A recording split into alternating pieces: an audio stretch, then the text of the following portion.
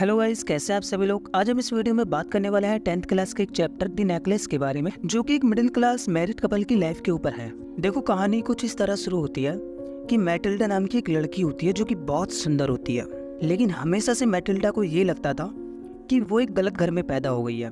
उसको एक अमीर घर में पैदा होना चाहिए था। उसकी शादी जहाँ पे होती है वो भी एक मिडिल क्लास फैमिली का एक लड़का होता है जिससे उसकी शादी होती है, और वो बोर्ड ऑफ एजुकेशन में क्लर्क की नौकरी करता है। मैटिल्डा को अपनी गरीबी बोझ लगने लगती है।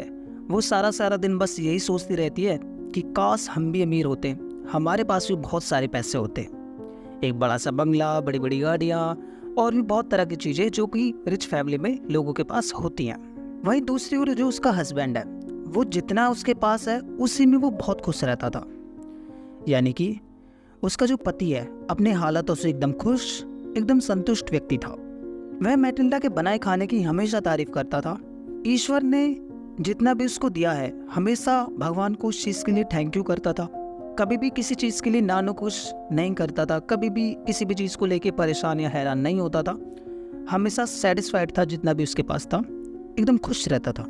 लेकिन मैटिल्डा ये सोचती थी कि काश हम भी बहुत ज़्यादा अमीर होते, हमारे पास भी बाकी लोगों की तरह चीनी मिट्टी के बर्तन होते, चांदी के बर्तन होते जिनमें हम खाना खाया करते, पार्टियों में जाते, बड़ी बड़ी शादियों में जाते, विदेश यात्राएं करते, देश विदेश घूमते, लंबी लंबी गाड़ियों में घूमते। ऐसा सोचती रहती थी मैटिल्डा। देखो, मैटिल्डा के पास ना तो महंगे कपड़े थे, ना ही उसके पास महंगी ज्वेलरीज थी, लेकिन उसके बाद भी वो इन सारी चीज़ों के बारे में सोचती रहती थी, जबकि उसके पास था कुछ भी नहीं। एक उसका सपना था ना कि उसको बस अमीर बनना है। उसका बस यही एक सपना था जिसके बारे में वो सोचती रहती थी, और पूरा पूरा दिन अपने आप को वो कोसती रहती थी कि मैं कहाँ पैदा हो गई, मेरे को यहाँ पैदा नहीं होना चाहिए था।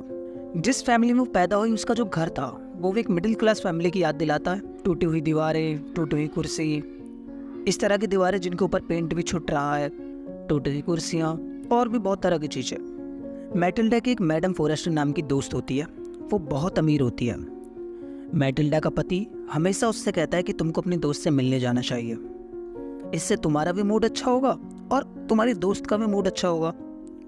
लेकिन मैटिल्डा इस चीज़ को मना कर देती है और वो कहती है कि मैं जब भी वहाँ जाती हूँ तो मेरा मूड उल्टा ऑफ हो जाता है, मेरे मन में बहुत सारी हीन भावना भर जाती है, मुझे कतई भी अच्छा नहीं लगता जब भी मैं वहाँ जाती हूँ। इसीलिए वो अपने दोस्त से ज़्यादा मिलने जाया नहीं करती थी, बहुत कम, बहुत ही रेयर केस में। एक दिन मैटिल्डा का पति जब घर आता है काम से तो उसको बताता है कि मिनिस्ट्री की तरफ से एक पार्टी रखी गई है उसके ऑफिस में, और उन दोनों को भी वहां पर इनवाइट किया गया है। ये बात सुनकर मैटिल्डा की आंखों में आंसू आ जाते हैं। वह कहती है कि ना तो उसके पास ढंग के कपड़े हैं, ना उसके पास ज्वेलरी है, तो वो वहां पे जाके क्या करेगी। अब ये सारी बातें सुनकर उसका पति उससे पूछता है, अच्छा ये तो बड़े दुख की बात है, कितने तक की आ जाएगी तुम्हारी ड्रेस। तो वो कहती है कि कुछ करीब 400 फ्रेंड्स में एक अच्छी ड्रेस आ जाएगी। अब उसका पति कहता है कि मैं पैसों का इंतजाम कर लूंगा और मैं तुमको पैसे दे दूंगा, तुम अपने लिए एक अच्छी ड्रेस खरीद के ले आना। वह अगले दिन उसको 400 फ्रेंड्स दे देता है उसका हस्बैंड, और मैटिल्डा अपने लिए एक अच्छी ड्रेस खरीद के ले आती है। लेकिन पार्टी वाले दिन मैटिल्डा फिर से अजीब सा बर्ताव करने लगती है। एक चिड़चिड़ापन होता है ना, एक इस तरह का बर्ताव को करने लगती है। जब उसका हस्बैंड उससे पूछता है कि क्या हुआ, अब क्यों परेशान हो, तो वो कहती है कि मेरे पास गहने नहीं है, मेरे पास ज्वेलरी नहीं है, क्या पहन के जाऊंगी, वो पार्टी में कैसे जाएगी। तो उसका पति कहता है कि कुछ फूल लगा लो, फ्लावर्स की ज्वेलरी बना लो, उससे भी तुम बहुत अच्छी लगोगी। लेकिन इस चीज़ के लिए वो डायरेक्टली मना कर देती है। फिर उसका पति कहता है कि अपनी अमीर दोस्त के यहाँ जाकर उससे गहने उधार मांग लो। मैटिल्डा इसके लिए राजी हो जाती है और बड़ी खुश हो जाती है। वह अपनी दोस्त के यहाँ पे जाती है और उससे एक डायमंड का नेकलेस उधार मांग कर लेके आ जाती है, और उसकी जो दोस्त होती है वो उसे खुशी खुशी एक नेकलेस दे देती है। अब मैटिल्डा अपने पति के साथ पार्टी में पहुंचती है।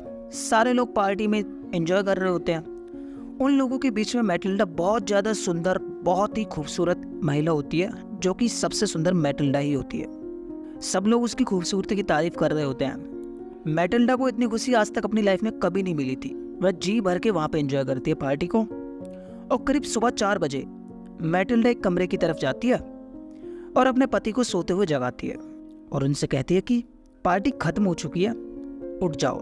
उसका पति ठंड से बचने के लिए मैटिल्डा को एक शॉल उड़ा देता है।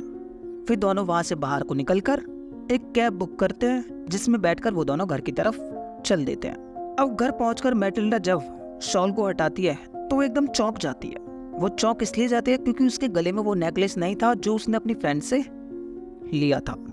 उसके पति को भी ये बात पता लगती है तो वो बहुत ज़्यादा शॉक हो जाता है। फिर उसका जो हस्बैंड होता है वो उसी रास्ते बाहर जाता है और नेकलेस को ढूंढने लगता है जहाँ पे मैटिल्डा गई थी।